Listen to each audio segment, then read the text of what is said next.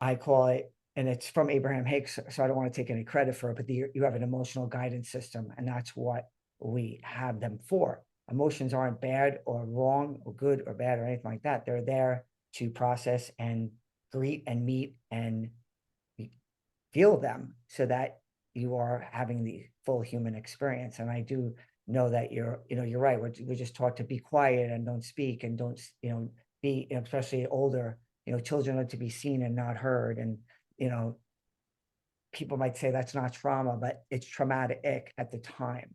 So a lot of adults and future adults are walking around with a lot of emotional pain, which brings people to addiction, which brings people to numbing themselves. And like you said, society is on that board as well.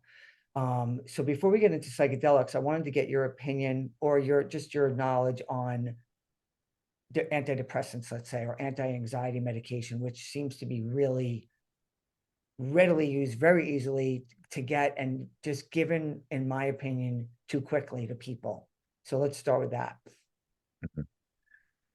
So the antidepressants, the SSRIs, the benzos, all of these drugs that we get, all of these, they can be very useful in very specific circumstances.